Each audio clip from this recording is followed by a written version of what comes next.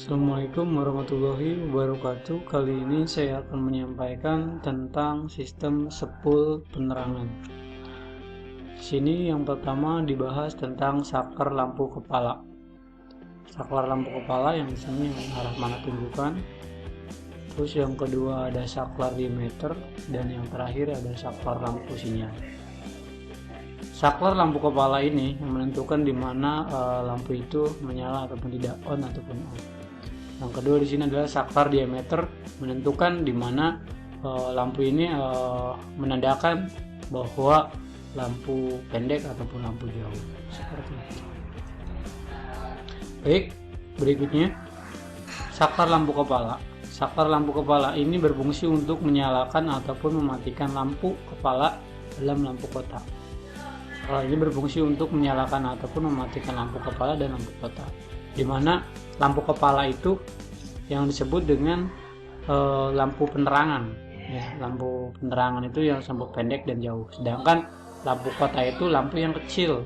Ya, lampu dimana mungkin hampir sama kecilnya, itu hampir sama kayak jenis lampu sen, tapi dia tidak berkedip. Fungsinya hanya untuk menyala. Itu disebut dengan lampu kotak. Baik, kita lanjutkan prosedur pemeriksaan. Dengan menyalakan mesin periksa fungsi saklar lampu kepala. Jadi bagaimana caranya memeriksa lampu kepala itu? Dengan prosesnya itu menyalakan sepeda motor tersebut, ya, baru kita bisa memeriksanya. Posisikan saklar sesuai dengan posisi pada simbol pada holder, ya. Jadi posisikan saklar sesuai dengan posisi pada simbol pada holder. Berikutnya, periksa apakah lampu-lampu menyala dan bisa mati sesuai dengan posisi saklar. Jadi semua saklar ini diperiksa, jadi on off-nya diperiksa. Juga periksa saklar diameter, pemindah posisi lampu jauh dan dekat, ya. Yang diameter yang ini adalah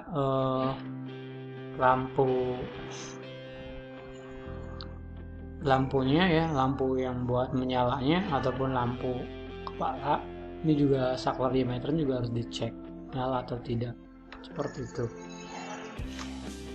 Baik, kita lanjutkan, yaitu tentang alternator. Alternator itu mungkin bisa disebut dengan spool, ya. Alternator ini spool atau kumparan. Di sini adalah kumparan pembangkit, ya. Ini disebut dengan spool. Mungkin bagi yang sering melihat udah aneh, tapi bagi yang baru tahu, mungkin tidak tahu bagaimana bentuknya spool, ini spool.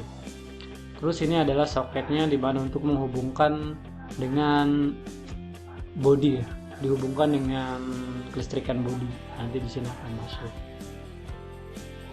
Terus di sini ada rotor magnet roda gaya, atau disebut dengan yang biasa sering disebut dengan mangkok magnet. Mungkin kalian tidak pernah tahu ini, bagi yang udah tahu mungkin udah biasa. Ini ada pulser.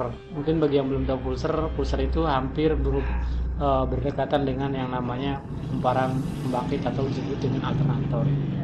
Ya, pulser ini posisinya ada di berdampingan dengan alternator atau berdampingan dengan spool. Seperti itu. Lanjut, alternator, ya. Alternator pada sepeda motor, ya, terdiri dari magnet yang berputar bersama poros engkol dan kumparan pembangkit arus yang berada di sisi dalam magnetnya. Letak dari alternator ini kebanyakan berada di bagian kiri mesin. Jadi maksudnya untuk sistem kelistrikan itu kebanyakan itu ada di sebelah kiri, ada di sebelah kiri mesin. Tapi nggak semuanya ada di kiri bagian mesin untuk kelistrikan itu. Makanya di sini dinyatakan, tetapi pada sepeda motor jenis transmisi otomatis skutik, ya, skutik ini maksudnya matic, pada umumnya berada di sebelah kanan. Jadi kalau untuk jenis matic itu umumnya di sebelah kanan. Jadi dengan mungkin kalau di sebelah kiri lebih familiar di motor bebek dan motor sport, seperti itu. Baik, lanjut, alternator. Ujung kumparan biasanya berupa soket yang dirangkaikan dengan kabel bodi dan dihubungkan dengan regulator rectifier, serta disambungkan secara paralel terhadap saklar lampu kepala saklar diameter, seperti itu. Jadi nanti akan disambungkan dengan saklar lampu kepala dan saklar diameter hubungannya. Ini adalah keterangan warna kabelnya. Jadi kalau bagi yang tidak tahu, untuk khususnya jenis Honda dan Yamaha itu hampir sama ya. Jadi kabel warna putih itu pembangkit tenaga tegangan ya, sistem pengisian. Jadi kalau misalkan kalian mencari kenapa akinya cepat lemah atau gimana, akinya enggak ngisi, kalian bisa cek aja nih pembangkit tegangan sistem pengisiannya, yaitu kabelnya berwarna putih. Dari alternator itu kabelnya berwarna putih.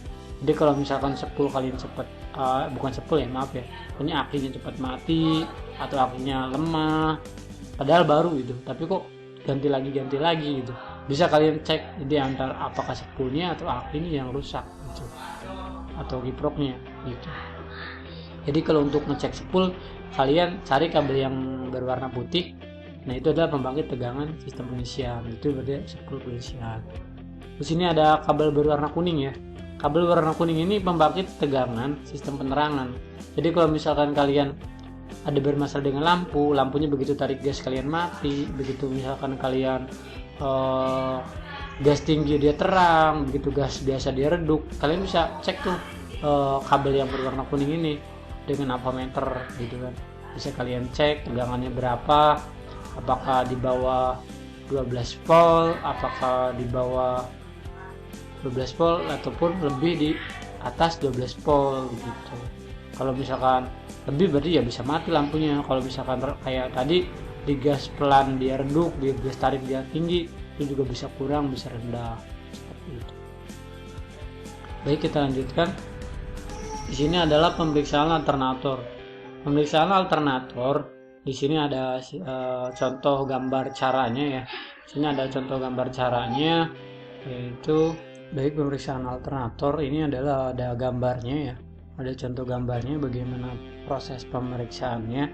Kalian siapkan yaitu multitester ya, ataupun apa ya, ampermeter ya. Itu yang positifnya itu di soket, sedangkan yang negatifnya boleh ke massa, ke body. Yang penting massa ground gitu. Jadi nanti akan terlihat berapa nilai tahanannya. Oke. Nah, di sini prosedur cara pemeriksaan ya. Di sini ada prosedur cara pemeriksaan kumparan pembangkit tegangan sistem penerangan. Jadi di sini periksa tahanan kumparan sistem pengisian. Ya, besaran tahanan pengisian itu adalah yang dari kabel warna putih itu. Yang kabel berwarna putih itu minimal 1,1 ohm. Sedangkan untuk pemeriksaan tahanan kumparan sistem penerangan yang tadi saya jelaskan, yaitu yang disebut dengan warna kabel berwarna kuning, itu untuk sistem penerangan kalian bisa dicek itu minimal 1,0 ohm gitu. Jadi standarnya seperti itu, jangan kurang dan jangan lebih. Jadi kalau misalkan standarnya kalau kalian cek pas, berarti itu udah betul bagus gitu. Oke, berikutnya saya jelaskan tentang regulator ya, regulator rectifier. Regulator itu apa sih? Gitu kan. Regulator itu mungkin umumnya sering disebut dengan kiprok ya. Itu adalah disebut dengan regulator rectifier. Bentuknya kayak gimana sih? Ya, ini bentuknya bagi kalian yang belum tahu bentuk kiprok itu kayak gimana, ya seperti ini. Mungkin kalau yang sudah tahu sudah tidak asing lagi gitu. Tapi yang baru tahu di mana letak kiprok, kalian cari aja bentuknya seperti ini, itu pasti kiprok ataupun regulator rectifier. Seperti itu. Oke, lanjut. Regulator rectifier. Komponen ini merupakan penjaminan kestabilan tegangan pada keseluruhan sistem kelistrikan yang ada pada sepeda motor. Jadi regulator itu membuat kelistrikan yang ada di sepeda motor itu menstabilkan semuanya gitu. Begitu arus masuk, dia tugasnya itu menstabilkan. Jangan sampai ada arus yang masuk lebih gitu. Kalau misalnya ada arus yang masuk lebih, itu nanti saklarnya bermasalah juga, bisa kebakar. Tapi sebelum nyampe ke saklar biasanya ada sikring, makanya fuse. Makanya butuh sikring itu untuk memutus fungsinya. Jadi selain dia mengirimkan arus listrik, kalau ada bermasalah, begitu rectifier regulatornya tidak bisa menahan, jadi dia akan putusnya itu di sikring gitu. Jadi makanya kalau punya motor jangan langsung dihubungkan dengan kabel, minimal itu harus dipakai dengan sikringnya, biar nanti kalau yang namanya regulator ini kan kita tidak tahu batas waktunya sampai kapan dia bisa bertahan untuk menahan ataupun menahan dari arus-arus yang ada di spool itu gitu. Arus-arus yang dari spool itu kan bisa tegangannya kan bisa tinggi, semakin kita tarik gas dia akan semakin tinggi. Sedangkan regulator adalah fungsinya untuk menstabilkan stabilan tegangan pada keseluruhan sistem kelistrikan yang ada pada sepeda motor. Jadi tanggung jawabnya besar regulator ini. Begitu tidak bisa menstabilkan salah satu aja, akan putus sikring, bahkan lampu bisa putus. Seperti itu. Oke, lanjutkan. Sedangkan rectifier berguna untuk mengarahkan arus bolak-balik. Jadi rectifier ini arus yang udah masuk biasanya akan balik lagi karena arusnya masih AC kalau dari spool. Begitu dia akan balik lagi, oleh rectifier ini tidak balik lagi karena di stop gitu. Jadi rectifier itu fungsinya seperti itu. Dari generator agar dapat dimanfaatkan untuk sistem kelistrikan yang memerlukan sistem DC. Jadi begitu arus magnet berputar dengan spool itu masih arus AC. Begitu dia masuk ke rectifier, begitu dia masuk ke dioda, dia masuk ke kiprok, itu akan berubah jadi DC. Seperti itu. Dirubah oleh yang namanya rectifier. Misal baterai, sistem pengapian dan lain itu pokoknya akan distabilkan oleh rectifier dan regulator. Oke, lanjut. Tegangan yang dibangkitkan akibat perubahan putaran generator akan berakibat tegangan turun dan naik terlalu tinggi. Jadi tegangan yang dibangkitkan akibat perubahan putaran generator akan berakibatkan tegangan turun dan naik terlalu tinggi. Jadi kalau misalkan tegangannya dibangkitkan itu ada perubahan, misalkan dia muternya ke kanan nih, dia kebalik gitu kan, muternya ke kiri, itu akan perubahannya akan terlalu signifikan gitu.